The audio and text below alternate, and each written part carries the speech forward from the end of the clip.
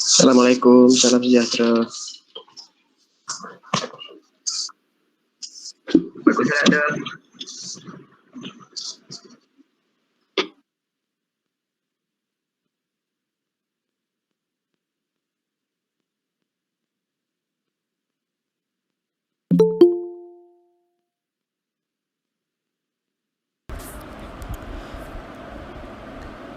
Kepekan Kuala membeli bingka, burung merba di pohon cemara. Majlis bermula, tirai dibuka. Assalamualaikum pembuka bicara. Bismillahirrahmanirrahim. Selaut kasih seuntai rasa. Yang dihormati Dr. Tariq bin Azizuddin Han, Pensyarah Kanan Fakulti Sains Sukan dan Kejurulatihan Universiti Pendidikan Sultan Idris selaku jemputan khas untuk webinar ini, yang disayangi Saudara Zul Azrul bin Zulpaka, Pengarah Program Mendalami Psikologi Atlet, Kejaya, Duit dan Kejayaan. Yang dikasihi Saudara Muhammad Sazwan bin Kasim selaku moderator kita pada hari ini dan sidang hadirin sekalian. Petik kenanga indah disemat, gubahan diolah bawa berangkat. Bersama kita memohon rahmat, moga majlis mendapat berkat. Bagi memberkati majlis kita pada hari ini yang penuh bermakna ini, marilah kita bersama-sama kita menadah tangan mengaminkan bacaan doa memohon keberkatan. Oleh itu, majlis dengan ini mempersilakan Saudara Muhammad Amirul Fahmi bin Muhammad Jumali untuk memimpin bacaan doa. Majlis dengan segala hormatnya menjemput dan mempersilakan.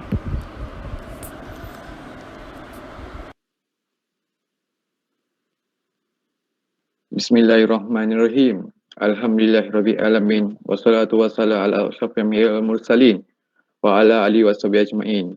Ya Allah, ya Tuhan kami, hanya padamu saja kami panjatkan kesyukuran atas segala rahmat dan berkat-Mu. Bersempena dengan majlis pada hari ini, kami memohon inayah dan taufik-Mu. Kurniakanlah kesejahteraan dan kebahagiaan kepada kami. Bukakanlah hati-hati kami, lapangkanlah dada-dada kami supaya kami dapat mengisi ilmu dan pengetahuan yang berguna untuk agama, bangsa dan negara. Ya Allah, ya Rahman, ya Rahim, kami memohon kepada-Mu agar Engkau berkatilah majlis ini dengan limpahan rahmat-Mu. Semoga segala usaha kami dalam menjayakan majlis ini mendapat keridaan dan hidayah-Mu. Sesungguhnya pada hari ini kami berkumpul kerana-Mu, ya Allah. Kami berkumpul untuk menimba ilmu, bertukar pendapat, menyumbangkan buah fikiran, menghubungkan silaturahim dan memberikan sokongan ke arah meningkatkan lagi prestasi kami. Ya Allah, ya Jalali wa Ikram, kami mohon kekuatan dari hadrat-Mu, ya Allah, supaya kami yang hadir pada hari ini agar kami dapat melaksanakan segala kebajikan dan kami pohon perlindungan dengan Engkau daripada melakukan keburukan. Ya Allah, kurniakanlah kepada kami kekayaan ilmu pengetahuan dan hiasilah diri kami dengan sifat lemah lembut, serta muliakanlah kami dengan ketakwaan dan indahlah diri kami dengan kesihatan. Rabbana atina fid dunya hasanah wa fil akhirati hasanah wa qina azabannar. Subhana rabbika rabbil izzati amma yasifun, wassalamu ala mursalin walhamdulillahirabbil alamin. Amin. Amin, amin ya Rabbal Alamin. Majlis merakamkan setinggi-tinggi penghargaan dan terima kasih kepada Saudara Muhammad Amirul Fahmi bin Muhammad Jumali atas bacaan doa itu tadi. Semoga majlis kita pada hari ini berjalan dengan lancar dan limpahi berkat. Sidang hadirin sekalian, untuk pertama kalinya saya ingin memohon maaf bagi pihak Dr. Siti Hatini binti Azmi selaku pensyarah khusus seminar kejurulatihan kerana beliau tidak dapat menghadirkan diri ke dalam webinar kita pada hari ini. Baiklah, majlis seterusnya menjemput dan mempersilakan Saudara Zul Azrul bin Zulpaka selaku Ketua Pengarah webinar kita pada hari ini untuk menyampaikan sepatah dua kata. Majlis dengan segala hormatnya menjemput dan mempersilakan.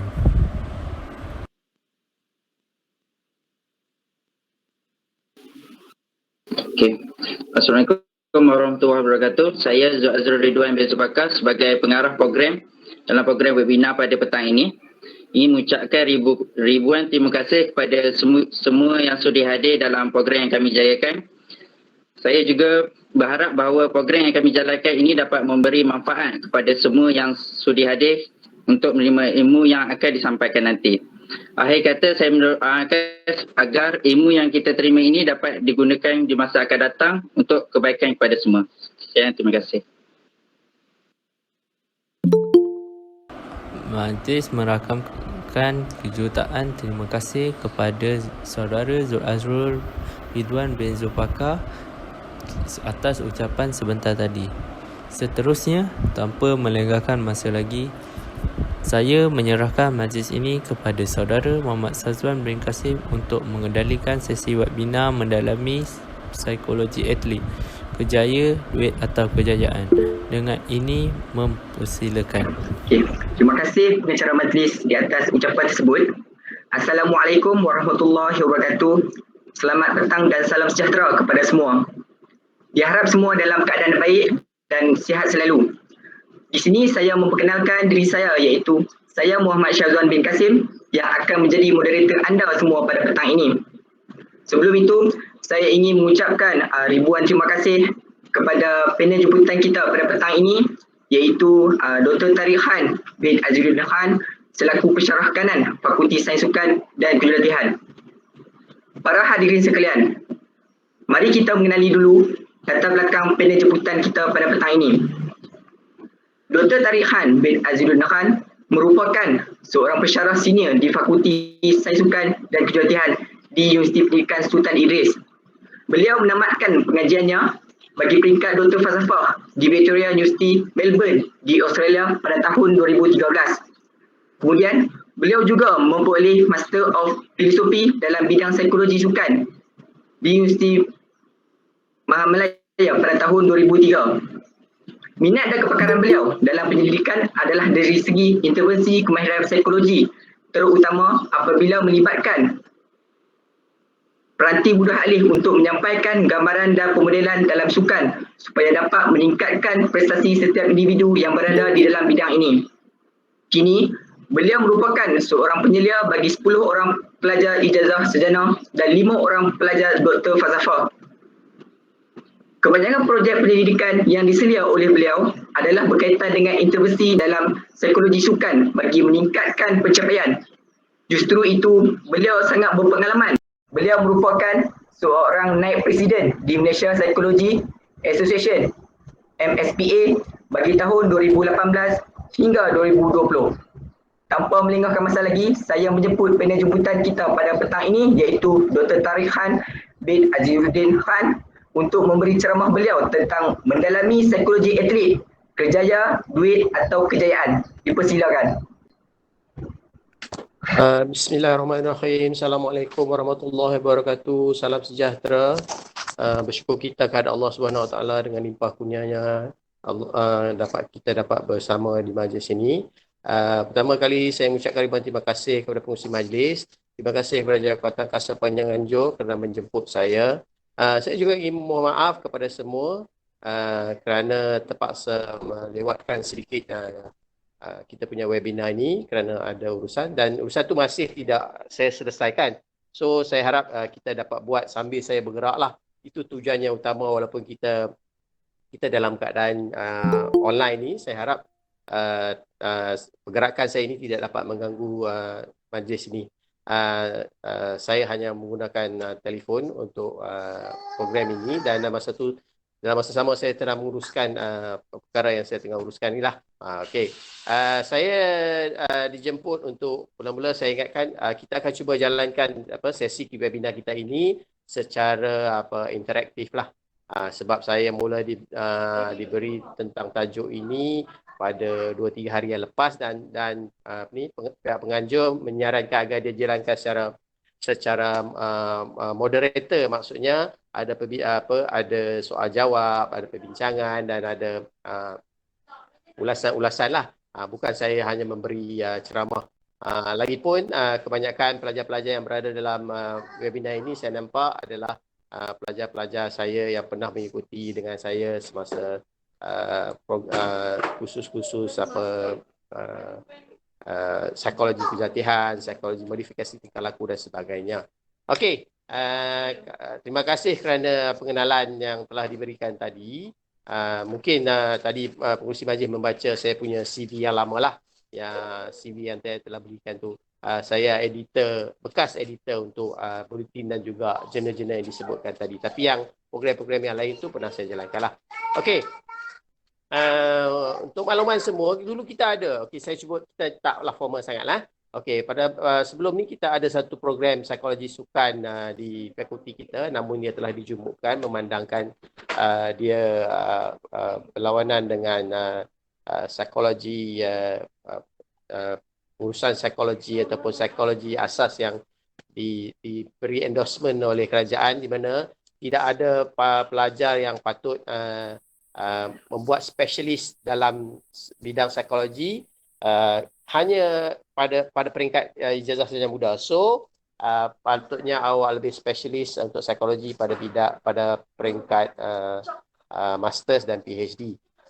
Apapun di program-program program AS74 ataupun kejahatan ataupun rehab, elemen psikologi kita masukkan. Ini memandangkan peri pentingnya psikologi dalam bidang sukan inilah. Okey.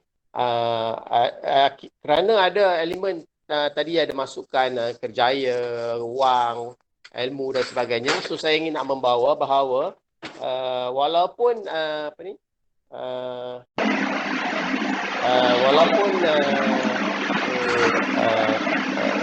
psikologi ini dianggap sesuatu yang sangat penting dilakukan, namun awareness akan keperluannya ini tidak lagi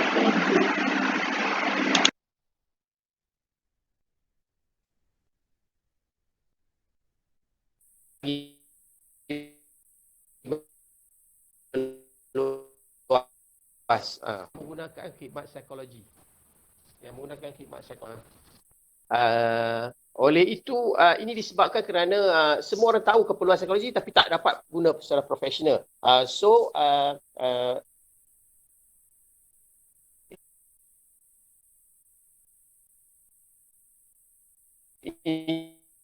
Ini menunjukkan bahawa ataupun tidak dapat penjelasan syarikat sukan, tapi kita mengakuinya dia perlu. Kita kena tengok dari sudut positif. Kalau kita tengok dari sudut positif, ini sebenarnya memberi peluang untuk kita ataupun pada kita semua, komuniti sukan, sport science, terutamanya pelajar-pelajar kejahatan, bahawa ada peluang untuk kita memulakan kerjaya di persatuan-persatuan, di tim-tim profesional dan sebagainya. Dan juga kalau tengok dalam UPSI sendiri, bagi pelajar-pelajar kejahatan dan rehab, ada elemen psikologi sukan dalam tu, psikologi kejahatan. Dan saya sebagai pensyarah di situ, saya banyak menekankan elemen-elemen training ataupun peningkatan kemahiran pelajar, atlet. Maksudnya kita bagi, saya tidak sangat menekankan pelajar mesti faham, tahu dan boleh pandai tentang psikologi, tapi dia boleh provide training, provide psychological skill training. Kalau rehab, boleh provide psychological training kepada atlet yang tercedera, pasukan yang tercedera. Kalau coaching, kita boleh provide latihan kemahiran psikologi untuk meningkatkan fitness, untuk nampak muscle dia getting muscular, untuk nampak dia semakin improve dan sebagainya. So in other words, bukan pelajar-pelajar psikologi sukan saja kita telah bekalkan dengan elemen kemahiran latihan psikologi, tapi pelajar-pelajar kejahatan. Maksudnya saya rasa ini pelajar-pelajar yang berada dengan saya semua inilah. Dan juga pelajar-pelajar pendidikan pun sama. Kita dah bekalkan dengan kemahiran, pelajar boleh mengendalikan sesi-sesi intervensi. Kalau dalam satu subjek lain, kalau modifikasi tingkah laku, saya design, kita plan objektif khusus itu agar pelajar dapat menjalankan satu teknik yang agak penting yang digunakan oleh clinical psychologist. Tapi dia boleh dijalankan kepada komuniti biasa, diberi nama REBT, Rational Emotive Behavior Therapy. So, kemahiran-kemahiran ini memungkinkan pelajar untuk meningkat their value, have a value added, ada value added. Tetapi pokok pangkalnya, adakah pelajar itu dapat market dirinya? Adakah dapat jadi expert? Dapatkah dia dapat provide training tu? Jadi dia dah bekalan. Saya punya design kita punya program tu, kita bagi dia training, kita bagi buat kajian kes, kita bagi dia peluang untuk buat, saya ajar macam mana nak buat, all the guide semua. Dengan erti kata lain, 14 minggu kali 3 jam, berapa kan untuk 3 hours of class tu, good enough untuk dia menjalankan latihan kemahiran psikologi dan provide services yang lebih baik berbanding kepada mereka-mereka yang menganggap dirinya adalah motivator, coach, training, pakar motivasi, yang sebenarnya dia tak memberikan khidmat latihan kemahiran, tapi dia menggunakan teknik-teknik motivation, sorakan dan sebagainya yang kadang-kadangnya tidak sesuai, tak boleh kita guna pakai secara efektif dalam pertandingan, dalam rehab, dalam memulihkan tingkah laku atlet. Whereas pelajar kita dah dibekalkan. Cuma persoalannya, adakah dia boleh gunakan itu, dia boleh marketkan benda tu untuk dipasarkan. Saya dapati benda utama yang bermasalah dengan pelajar-pelajar kita adalah kita kurang outgoing, kurang confident, kurang mempunyai keyakinan, kurang kebolehan untuk modify dan implement segala latihan yang kita beri, baik psikologi, baik strength conditioning, baik dalam apapun. Apabila kita tak mampu buat macam tu, kita tak confident, apabila kita nak pergi di luar tu, apabila orang tanya apa servis kita boleh provide, kita jadi tergendala sedikit sebab kita kata kita tak boleh, ataupun kita tak menunjukkan capability, macam convincing others, convincing coaches, convincing manager, convincing athlete that we can provide. Tapi secara teoretikal, secara ilmiahnya, kita dah bekalkan kepada atlet semua benda tu. Dan saya selalu galakkan kepada atlet saya, kepada pelajar-pelajar kita yang telah mengikuti program yang saya buat, iaitu training, psychology training, training kaedah-kaedah tertentu dalam latihan kemahiran psikologi, untuk masukkan dalam CV. Cuba implementkan dalam masa dia praktikal, implementkan masa dia dalam internship dan sebagainya, dan mention dalam CV dia, mention dalam dia punya website, pamerkan kebolehan dia, buat video, menunjukkan, menyatakan bahawa anda berkebolehan untuk menjalankan teknik-teknik itu. Banyak psychological skill training yang telah diberi, tunjuk ajar. Dan apabila ini bukan saya hanya bercakap kosong, setelah saya buat penilaian, maksudnya penilaian bahan pelajar punya bahan itu, dia buat audio imagery, dia buat relaxation, dia buat team building, sudah mencapai satu standard yang lebih tinggi jika kita bandingkan dengan pakar-pakar motivasi yang kononnya boleh datang sehari dan memperbaiki pencapaian psikologi dan performance atlet. Sebenarnya pelajar kita lebih mempunyai capability. Cuma how do you market yourself? How confident you are to provide the services? How you can expose yourself using website, using Facebook, using all social media to market yourself, to say that you are capable enough to conduct, and then you can provide services, dan letak price of berapa harga yang anda nak setiap servis tu. Sama juga macam personal trainer dan sebagainya. Cuma saya selalu sarankan kepada pelajar-pelajar kita pada S74 bahawa anda adalah kumpulan yang paling betul, sebab awak open market, awak tak terperangkap dengan perguruan. Maksudnya kalau awak tak minat jadi cikgu, kalau awak pendidikan, awak terperangkap di situ. Sedangkan di open market S74 awak boleh explore pelbagai jenis services. Tetapi anda kena perlu macam saya cakap tadi, confident, yakin dengan diri sendiri, market yourself. Sebab ada banyak individu ataupun orang di luar sana tu, dia sebenarnya tak ada training tu, dia tak ada kepakaran tu, tapi dia mewawarkan saja. Dia market diri dia macam boleh buat training. Dan dia tengah mengambil market kita sekarang lah. Dan sekarang kita tengah menuju era professionalism. Awak tengok ada semua pasukan. Professional football, professional hockey sekarang kan. Ada sepak takraw league yang nak membuat cuba membuat jadi profesional. Netball pun sekarang ada netball league profesional, hockey league, futsal pun sekarang ada tournament. Dan semua bidang-bidang ini memerlukan services. Tapi bukan itu saja. Awak juga boleh terlibat dalam apa? Corporate training, boleh terlibat dalam team building training, boleh terlibat dalam behavior coaching. Untuk kecederaan, untuk malah untuk orang ramai. Maksudnya team building, untuk pembinaan psikologi, peningkatan psikologi itu, latihan kemahiran psikologi untuk budak sekolah, untuk kilang, untuk masyarakat, untuk pelbagai golongan yang cuba buat latihan fizikal untuk meningkatkan dia punya pencapaian dari sudut fizikal, dari sudut kemahiran sukan dan sebagainya. Semua. Apa saja bidang yang untuk meningkatkan pencapaian dari sudut psikologi boleh. Even doktor. Baru-baru ni saya berpeluang untuk buat satu latihan training untuk staff-staff perubatan di Port Dickson, di hospital PD. Tapi mungkin ketika ni market ni ataupun masyarakat masih menganggap services sebegini hanya boleh dikendalikan oleh individu-individu akademia yang ada PhD lah. Sebenarnya awak pun boleh. Macam kita, awak pelajar-pelajar lepasan UPSI, lepasan sport science yang lain yang boleh mengendalikan personal trainer untuk personal training atau fitness training untuk kumpulan-kumpulan tertentu atau individu tertentu. Oleh itu saya mencabar pelajar-pelajar yang ada di sini semua yang ada melalui go through all this latihan kemahiran psikologi, khusus latihan kemahiran psikologi yang berapa jam, 14 minggu kali 3 jam, saya rasa ample enough. Semua jenis psychological skill training telah diberikan. Cuma kita training lah.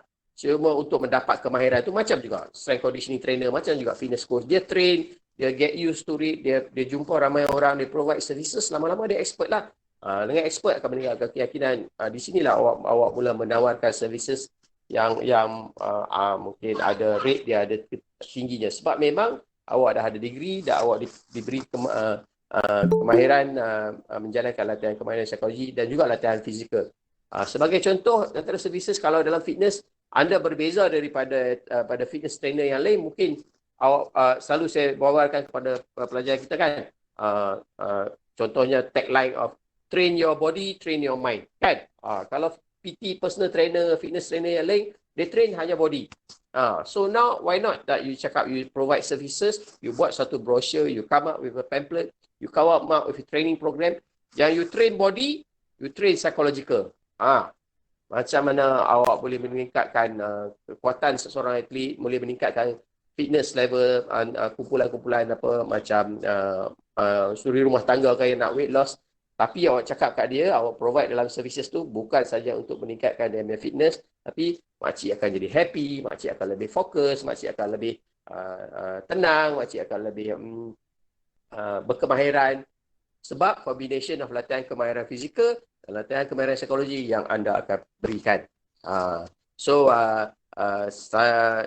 Itu sebab saya cakap yang pokok pangkalnya kita di Universiti Pendidikan Sosial kita ada expert. Kan, kita ada pakar-pakar dalam psikologi, pada strength conditioning, dalam perubatan, kesukanan, dalam pemakanan dan sebagainya, biomekanik, dibekalkan komplit untuk sport science. Tapi untuk awak masuk dalam industri psikologi ni hanya memerlukan kemahiran awak, keyakinan awak, plan awak, market awak untuk membolehkan awak masuk lah. Saya semasa setiap program saya bersama atlet, bersama pasukan, saya selalu cuba create awareness among sports community. Saya selalu bagi tahu kita ada sports science student, kita ada sports science atlet ni program yang mana ada elemen psikologi dan mereka juga boleh mengendalikan psikologi, latihan kemahiran psikologi. Bahkan saya tengok di MSN, bukanlah tertumpu di MSN dan ISN saja. Bahkan di ISN dan MSN pun dulu psikologi sebelum itulah, lama dulu ahli psikologi yang terlibat dalam bidang psikologi ni adalah graduan-graduan kita juga. Tapi kerja gambar ni bukanlah bajak gaji kan. And then di ISM ni tak tetap kontrak. Why not you venture yourself into menjadi konsultan macam juga personal trainer, tapi dalam bentuk psikologi, ataupun gunakan combination physical training dan juga psychological training dalam provide services. mungkin halangan-halangannya adalah keyakinan. Tapi dengan kita dah bekalkan semua di training, cuma awak kena teruskan buat training tu lah. Kalau macam saya dulu, training yang saya buat adalah pada diri saya sendiri, pada atlet-atlet saya sendiri. Balik saya daripada undergraduate UM tu, saya terus cari pasukan, provide services, provide training, kan. Mula-mula saya masuk sebagai trainer. Saya jaga fitness. Dalam fitness tu saya provide psychological skill training. Dan kemudian saya dapat provide services lain, services psikologi ni kepada pasukan-pasukan yang lain juga. Okey, itu mungkin permulaan daripada webinar saya hari ini. Mungkin lepas ni kita boleh teruskan dengan perbincangan berdasarkan pada soalan-soalan daripada pertanyaan daripada rakan-rakan ataupun pelajar-pelajar, supaya saya dapat beri input yang awak nak, bukan yang saya nak cakap saja macam kuliah dan sebagainya. So webinar ini menjadi lebih interaktif lah. Saya cuba berbincang tentang apakah perkara-perkara yang ingin diketahui oleh pelajar-pelajar. Okey, so itu saya serahkan sesi pertama lah, satu round ni. Saya serahkan semula kepada moderator untuk seterusnya untuk soalan untuk apa-apa moderator nak tanyakan. Okey. Okey, terima kasih Dr. Tariq. Saya ingin bertanya pendapat tentang kerjaya. Okey, jika dilihat dari sudut kerjaya, menurut laman Forbes pada tahun 2020, pendapatan Roger Federer, iaitu bekas pemain nombor 1 tenis Switzerland, melebihi pendapatan beliau RM430 juta, manakala Ronaldo daripada pemain bola sepak Portugal berpendapatan 410 juta, dan atlet negara juga kita mencecah sehingga RM80,000 setahun. Pada pandangan doktor, adakah pendapatan ini akan mempengaruhi atlet muda dan juga akan menghasilkan budaya yang tidak sihat dalam kalangan atlet muda jika kita sukan ni terus ditanam dengan gaji atau kerjaya yang lumayan? Apa pandangan doktor? Okey, jika kita tengok dari sudut dua perspektif, kalau psikologi ini tentang motivation lah, external motivation dan internal motivation lah. Tapi barang diingat, walaupun atlet profesional yang lain, dunia lain, walaupun dia bergaji tinggi dan sebagainya, tapi dia punya internal motivationnya tetap dikekalkan, tetap tinggi. Contohnya Frank Ribery, kan, dia tak boleh main World Cup, dia menangis-nangis. Frank Ribery ada satu ketika England punya kapten siapa? David Beckham pun tak dapat main kerana injured, dia menangis. Tak boleh main World Cup. Sedangkan dia ada duit yang banyak kan, dia tak perlu nak main pun. Tapi internal motivation dia sangat tinggi. Sebab itu dia mengawal external motivation, dia mengawal dia punya duit, dia mengawal dia punya pelibatan dia dalam sukan. Tapi ada satu perkara yang agak macam kekurangan mungkin di Malaysia ni, tentang kalau kita tentang pemberian external motivation ni, kebanyakan external motivation ni diberi kepada atlet sehingga external motivation tu kontrol atlet. Contohnya terlalu tinggi sangat kita menawarkan ganjaran-ganjaran kewangan hanya untuk kemenangan-kemenangan sukan. Maksudnya cuba tengok, kita gunakan external motivation untuk galakkan orang bersukan. Kalau ada aktiviti macam nak buat kecergasan di universiti, di KBS sebagainya, tarikan utamanya dapat baju, dapat t-shirt, dapat makanan, dapat duit, baru pergi join sukan, kan? Tapi kalau di luar negara, dia bayar untuk dapat join sukan tu, berbeza. Kemudian kalau pertandingan pula kita buat, kita tawarkan, okey, menang 20,000, menang 30,000, menang 40,000, menang, baru pasukan-pasukan yang kuat datang bertanding, kan? Sedangkan di luar negara, dia nak bertanding, dia yang bayar. Dia nak bertanding, dia yang bayar. Okey? Boleh ganjaran ini diberikan pada atlet, tapi dia mesti bersifat atlet mengawal ganjaran itu, bukan ganjaran itu mengawal dia. Kalau saya boleh ceritakan pengalaman macam saya di Australia, berapa ribukah yang akan diberikan kepada atlet Australia untuk menang satu pingat emas di Olimpik? Siapa tahu? Berapa ribu akan diberi kalau ada atlet Malaysia yang menang pingat emas di Olimpik? Ni ramai-ramai 40 orang ada. 1 juta. Ya, bagus. 1 juta ringgit dengan pencen saya rasa berapa ribu, 10,000 ke apa. 1 juta. 1 juta dan pencen sampai akhir hayat dia 5,000 atau 10,000 tak salah. Tak payah kerja dah menang satu pingat Olimpik. So berapa wang kita nak bagi atlet Australia diberi untuk dapat satu pingat emas Olimpik? Siapa tahu? Saya jawablah tak ada. Tak ada jalan kewangan diberikan. Tapi Australia menang banyak juga pingat emas. Kan pelibatan mereka dalam Olimpik tinggi juga. Apabila kita train manusia ni dengan external motivation, jadi dia punya keperluan dia main tu, dia banyak external motivation lah. Dan dia kadang-kadang mengabaikan perkara-perkara yang lain. Contohnya kita kena tahulah kenapa contohnya peringkat-peringkat umur ni terlibat dalam sukan. Kalau kanak-kanak kan, tujuan utama dia terlibat sukan, pertama apa dia? Pertama kali kalau kita tanya semua atlet, semua orang mula-mula terlibat dalam sukan, kenapa? Ada siapa boleh jawab? Apakah elemen utama kita main dalam sukan? Minat. Seronok. Minat. Nak menang. Jumpa kawan-kawan. Very good. Okey, saya dengar tadi jawapan dia bercampur-campur. Tapi yang paling pertama saya dengar adalah seronok. You play because you want to have fun, enjoy. Pertama, terutama kanak-kanak. Kalau dia pergi main tu, awak buat training tu tak seronok, habis lah. Kau training macam nak pergi berperang, kau training macam nak bunuh dia, dia lah habis hilang keseronokan. Dia tak akan datang lagi main. Sama juga orang macam orang masyarakat yang macam orang tua, orang-orang makcik-makcik ataupun suri rumah tangga yang nak pergi buat fitness training kerana dia nak sihat, dia nak fit sikit. Tiba-tiba awak pergi awak bagi workout dos yang tinggi.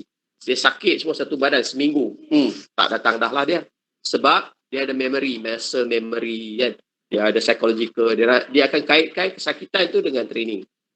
Itulah sebabnya awak kena pandai mula-mula bila awak start training, esok jadi trainer, mesti serapkan elemen fun dulu. Dia enjoy. Kalau macam kanak-kanak, kalau kita pergi kita train macam tentera train, tak lagi enjoy. Kita train sampai tak ada elemen fun, marah-marah, jerit-jerit, bentak-bentak, nak capai kemahiran terlalu cepat, kita tak ada langsung elemen fun tu. Kemudian yang kedua tadi ada kawan-kawan awak cakap, jumpa kawan-kawan, affiliation. Kita jumpa member-member fun, enjoy kan. Itu tujuan kedua. Satu, untuk meningkatkan kemahiran. Kita dah improve. Best lah. Dulu tak boleh tendang, tak boleh buat top spin. Sekarang boleh buat top spin. Dulu tak boleh tendang tepat. Penalty corner. Sekarang dah boleh. So, elemen tu semua sangat penting supaya orang enjoy. Dan kalau dalam sukan, pertama kali kalau kita aktif dalam sukan, dia panggil ada epiodic response. Epiodic ni datang dari perkataan dadah.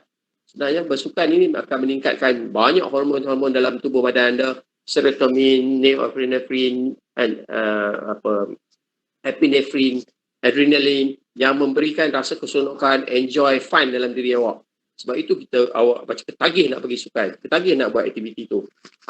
Sebab dari segi psychological dan physiological, dan awak terus pergi buat.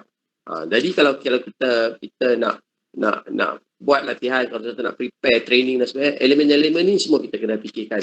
Terutama kepada atlet baru, kepada kanak-kanak, kepada pelajar.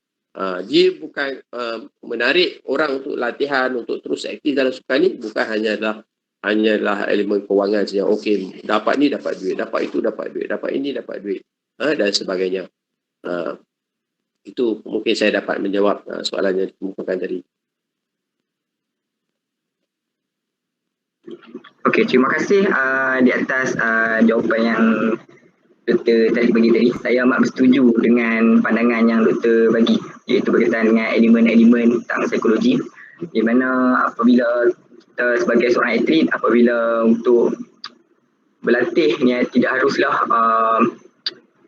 diberikan kemudahan untuk terus jaya, tapi ia juga dapat memberi kita semangat untuk terus bercimpung dalam bidang sukan. Oleh itu, saya juga ada lagi beberapa soalan. Ingin bertanya pendapat doktor lah. Dalam sukan dunia ni, nama-nama besar atlet seperti David Beckham yang tadi doktor cakap, Lionel Messi dan Ronaldo. Nama-nama besar ni sangat terkenal di pesada dunia. Secara psikologinya, apa pandangan doktor yang menjadi dorongan mereka untuk berkecimpung dalam bidang sukan ni pada awal usia atau karier mereka? Okey, kalau yang betul-betulnya kita kena tanya sendiri Lionel Messi lah, kita kena tanya sendiri Cristiano Ronaldo lah kan. Tapi kalau dari banyak kajian-kajian yang dibuat kan, sendiri Lionel Messi lah, kita kena tanya sendiri Cristiano Ronaldo lah kan. Tapi kalau dari banyak kajian-kajian yang dibuat kan, maklumat-maklumat yang kita perlu begitu, memanglah kadang berbeza daripada seorang individu bisa individu. Ada orang untuk meningkatkan kejaya. Cristiano Ronaldo family dia bukanlah kaya sangat kan, dengan dapat meningkatkan performance dia dapat meningkatkan dia punya kewangan dia, meningkatkan taraf hidup dan sebagainya lah. Tapi kalau kita tengok dari satu sudut yang lain, bagaimana kejayaan seorang atlet itu dicapai, kalau kita tengok dari sudut psikologi, maksudnya ada peranan psikologi. Elemen sport science kena keseluruhan, kena semua benda untuk jadi membantu seorang atlet untuk berjaya ke peringkat tertinggi. Kena ada semua elemen, kena ada semua bidang yang terlibat, sport scientist yang terlibat, nutritionist, psikologis, biomekanis, strength conditioning, semua orang terlibat. Dan sudah pastinya psikologi itu salah satu daripada dia lah. Dan telah dibuktikan bahawa atlet-atlet profesional ini menggunakan khidmat-khidmat psikologi. Dia bayar ahli psikologi untuk meningkatkan pencapaian dia, bukan fizikal saja, tapi ahli psikologi. Kalau saya ingat di Cristiano Ronaldo, saya tak tahulah. Kalau dulu ada Carl Lewis menggunakan Sri Chinmoy, dan banyak atlet tenis yang lain juga menggunakan ahli psikologis, kadang-kadang terapis mental terapis untuk meningkatkan pencapaian dia punya performance. So ini menunjukkan, kalau kita tengok daripada perspektif kita bincang tadi, ada ruang-ruang untuk awak berkecimpung dalam bidang psikologi, di mana services diberikan kepada atlet-atlet, boleh diberikan kepada atlet-atlet dalam bentuk psikologi training. Kerana apabila kita sampai ke peringkat lebih tinggi, latihan kepada psikologi ataupun tahap psikologi yang berbeza akan menentukan kejayaan seorang lah. Apabila semua orang fitness dah sama level, dia punya facilities dah sama, training makanan dia dah cukup sama, semua orang training dalam teknologi yang sama tinggi, kadang-kadang elemen yang utama adalah psikologi lah. Sebab ini dia tak nampak, ini berdasarkan kepada awareness dan sebagainya lah. Psikologi juga berperanan untuk meningkatkan pencapaian atlet, terutama kalau dia dah sampai ke peringkat lebih tinggi. Kita tidak lagi boleh train atlet macam zaman dahulu lagi, hanya melibatkan elemen-elemen tertentu tanpa mengambil kira elemen-elemen psikologi, perspektif psikologi dan perspektif itu lain lah. Dan juga apabila mungkin kita harapkan kita dah semakin profesional, sukan kita menjadi lebih profesional, psikologi akan menjadi satu bidang yang profesional yang boleh diberikan, memberi kejaya, memberikan kewangan kepada pelajar ataupun graduan sport science lah, untuk mendapat khidmat, untuk memberi khidmat dan menjadikannya satu kejayaan. Okey.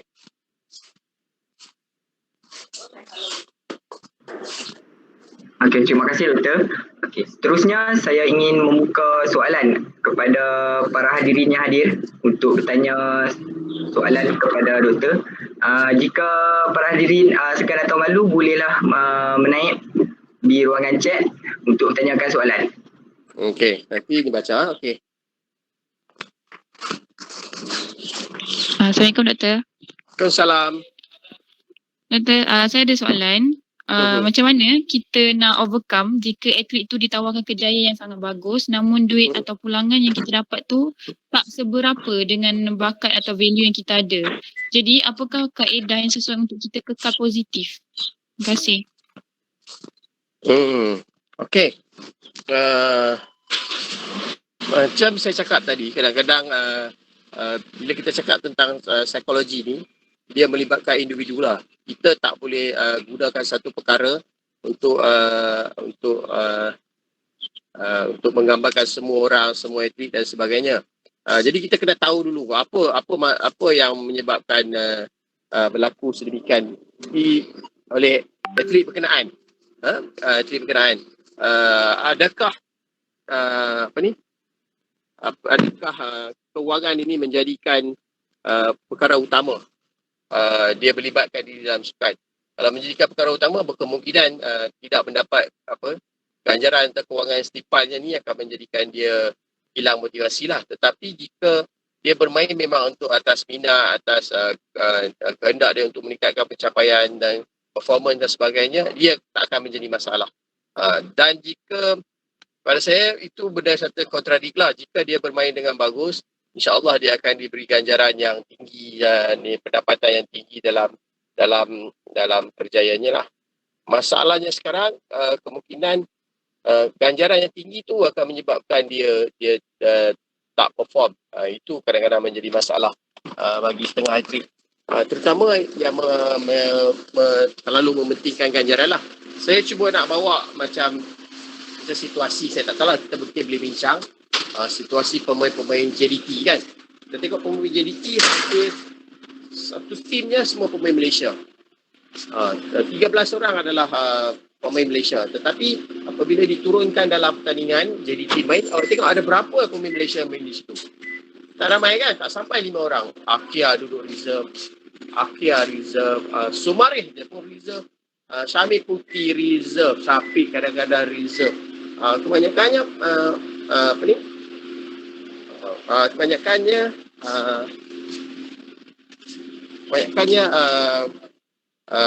pemain pro yang terlibat dan bukan pemain lokal.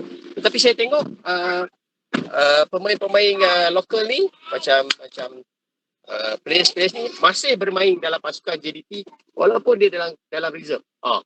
Kan? Sedangkan awak tengok di liga-liga dunia lain, pemain profesional ni tak suka duduk reserve. Contohnya jika dia duduk Real Madrid pun dengan gaji yang berjuta-juta, tapi kalau dia tak main dia akan cari kelab lain. Dia akan cari kelab lain untuk main sebab dia nak main. Tapi ini berbeza dengan pemain kita. Dia sanggup duduk reserve. Mungkin di JDT menawarkan dia gaji yang lebih besar berbanding dengan tim Selangor dan sebagainya. Tetapi dia tetap nak main JDT walaupun dia tak dapat main regular lah, first 11. Ini satu benda yang macam kontradik dengan sukan punya perspektif di mana kita perlu meningkatkan, kita perlu bermain untuk dapat meningkatkan performance kita.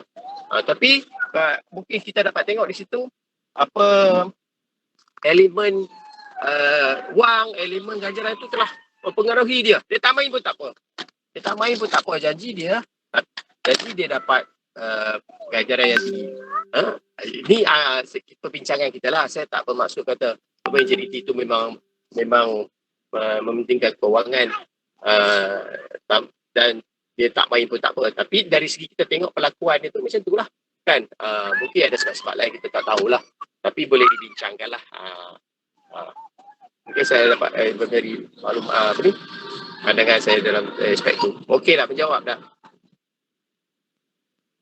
Kalau ada apa-apa lagi tanya.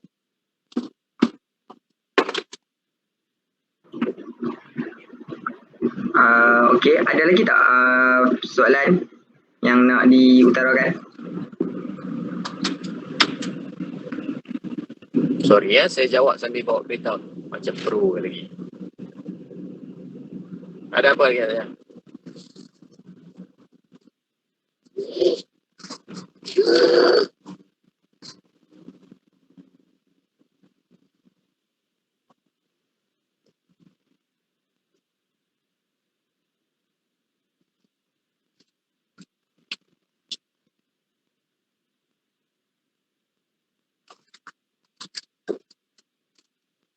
Okey, ada apa-apa lagi? Doktor, ni soalan terakhir saya lah. Okey. Yang tanya kepada kita, iaitu untuk e-gamers. Topik tentang e-gamers pada pandangan saya lah, ramai orang melihat apabila bercakap tentang bila bermain game ni tak ada masa depan, membuang masa dan banyak menghabiskan wang di situ lah. Pada pandangan doktor lah, tentang kejayaan e-gamers ni, adakah ia mampu menjadi salah satu kejayaan masa depan atau membuang masa sebegitu saja? Apa pandangan doktor? Okey, terima kasih. Saya baru saja bagi satu fokus group di mana kita bincang tentang game ni. Dalam dalam perbincangan tu saya ada professional gamers, ada developers gamers, ada ustaz-ustaz syar'i, ada pakar-pakar perubatan dan sebagainya. Kita nak bincang tentang kesan game lah, nak haram, halal dan sebagainya. Dan dalam satu pasukan e-gamers tu, ada pensyarah sendiri, ada lulusan luar negara sendiri, dan dia ada professional team. Mereka duduk di banglo dan training dan dapat wang ganjaran yang besar dalam pertandingan e-games ni. Dan setelah kita bincangkan, kita dapati games ni tidak mempengaruhi, tidak memberi banyak kesan buruk sangatlah pada gamers ni. Sebab dia dah dewasa, dia matang, dia profesional dan memang dapat mendatangkan kewangan yang tinggi. Cuma kita dapat tengok ada kesan-kesan utama adalah dari sudut dia punya sedentary lah, dia duduk di situ berjam-jam dan main. Dari segi sedentary maksud aktiviti sedentary maksud dia tak bergerak. Bila dia tak gerak, dia tak fit dah, dia tubuh badan. Dia main pakai pun semua muscle kan. Dan satu lagi mungkin masalahnya adalah daripada mungkin kanak-kanak, pelajar, orang-orang yang tidak matang, masyarakat yang pelajar-pelajar yang tidak matang bermain game, memulai melibatkan diri lain gamer sampai dia melupakan tanggungjawab yang lain. Dia tak boleh kontrol. Sedangkan kita tengok professional gamers ni kan, dia memang ada pensyarah engineering yang jadi gamers. Kita tengok yang menang SEA Games pun dalam e-games tu siapa? Doktor kan, PhD kan. Ada dia menang gold medal tu. So dan tambahan ni ada pertandingan-pertandingan yang melibatkan kewangan yang banyak. Tapi ada pro dan cons dia lah. Tapi jika dia seorang profesional, dia dah faham, dia dah tahu keperluan, dia dapat membezakan, dia sebagai profesional dia dapat membezakan kewajipan-kewajipan yang lain dan training dengan bertanding dalam e-games ni, saya rasa dia boleh. E-gamers ni bukanlah satu perkara yang sia-sia semata-mata lah, sebab telah dibuktikan ada professional gamers ni diberi gaji 6,000 sebulan, dia duduk hotel dan training dan buat latihan sebenarnya. Tapi ada dalam e-game ni ada 1,001 jenis game kan. So kawalan-kawalan perlu diberikan dari sudut game-game yang ada bersifat luncah, bersifat membawa kesyirikan, bersifat liberal, bersifat ganas dan sebagainya lah. Itu perlu kita tapis dan sebagainya. Perlu understand game ni apabila kanak-kanak yang tak faham lagi, tak matang lagi, dia itu yang influence dia lah. So kita boleh apply, bagi galakkan, tapi dengan panduan lah, dengan guide macam mana nak buat, macam mana nak beza, memberi masa. Dan saya ada dulu saya terlibat dengan pasukan Perak hockey team Silver Stick. Kita punya players kebanyakannya semua national players. Waktu break sebelum semi-final dan sebagainya malam, kita bagi dia main game. Dia pun enjoy main game to break, untuk releasekan dia punya stres dalam pertandingan kan. Tak sepanjang masa game dia tidak baik, tapi kena pada tempat, moderate, boleh kawal, diberi galakan, diberi panduan lah. Tak semestinya kita boleh kata totally dia tak baik dan membuang masa dan sebagainya. Itu pendapat saya lah. Tapi kita boleh buat banyak kajian lagi lah. Tapi dalam perbincangan saya buat itulah, kita dapatkan apa maklumat kita dapat.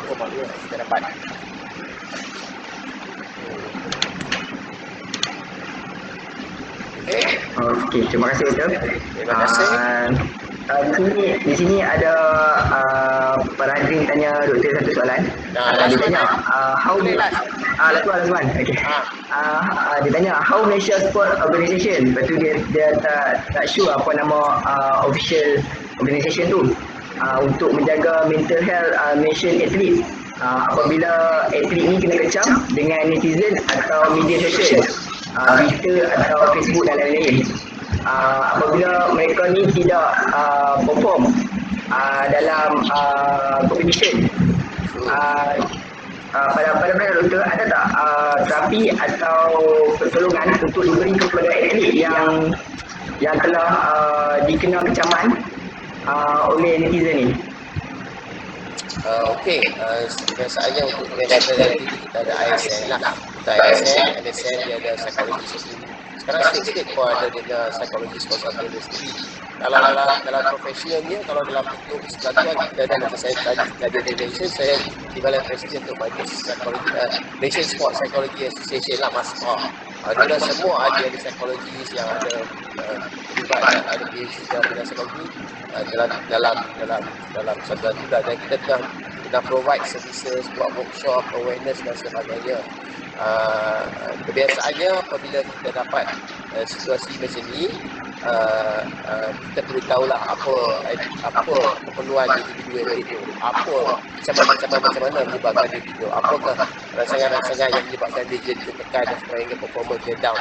Kita kena buat sesi diagnose lah before dan dapatkan keperluan. Dari situ barulah kita boleh provide apa-apa latihan kemahiran. Adakah dia tak relax ke, dia tak fokus ke, adakah dia terlalu tertekan dengan rangsangan luar ke dan sebagainya. So perlu dapat maklumat individu, keperluan dia, baru kita provide. Sebab manusia ni berbeza dari segi psikologi, pemikiran, latar belakang kan. So persepsi psikologi punya perspektif berbeza. Jadi kita tak boleh blanket one size fit all. Satu cara tu ada modul untuk semua orang, tak boleh. Sebab manusia yang berbeza. Jadi kita kena dapat itu, tahu dulu apa masalah dia. Adakah masalah? Adakah betul kecaman itu menyebabkan dia tekan ataupun dia sendiri rasa personalized. Orang tak kata apa pun, dia yang rasa kita kecam dan sebagainya. Koyo dia berasa tertekan lebih sebab dia berfikir tak rasional dan sebagainya. Mungkin masalah itu dah datang daripada dia diri sendiri. Sebab itu kita tak boleh tahu, okay, ini kena buat di sini, ini tak buat di sini. Kalau strength and conditioning boleh, kita boleh buat fitness test dan tengok apa elemen yang tak kuat, kita boleh buat latihan. Psikologi pun macam tu, banyak kita kena test. Itu kena tanya, review kena buat, stress test kita kena buat, focus test kita kena buat, apa depression test kita baru kita beritahu dia menghadapi masalah tersebut. Kemudian baru kita provide apa services yang perlu dia lah.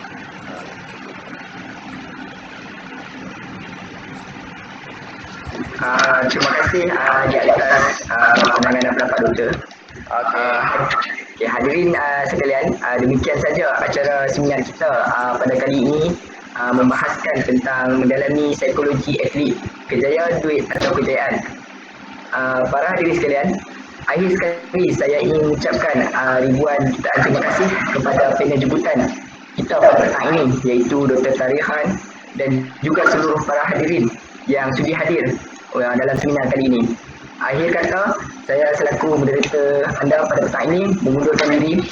Semoga kita dapat bertemu lagi dalam seminar yang lain pula. Sekian, terima kasih. Seterusnya saya kembalikan kepada IMC. Terima kasih. Assalamualaikum. Assalamualaikum. Terima kasih, Doktor. Terima kasih, Doktor. Terima kasih, Doktor. Terima kasih diucapkan kepada saudara Muhammad Sazwan bin Kasim dan juga jutaan terima kasih kepada Dr. Tarihan bin Azizur Han di atas pengsian yang cukup hebat bersama kita pada hari ini. Semoga ia memberi manfaat pada kita semua. Seterusnya, diminta para hadirin sekalian untuk membuka kamera bagi sesi fotografi.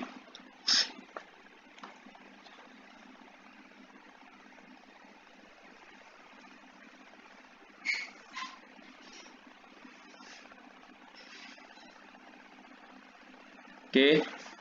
1, 2, 3. 1, 2, 3.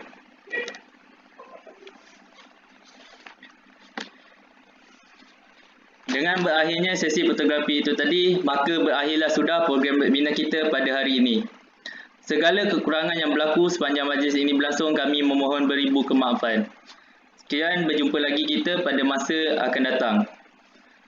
Assalamualaikum warahmatullahi wabarakatuh. Para hadirin sekalian, untuk kehadiran pada hari ini, boleh tengok pada ruangan chat ya.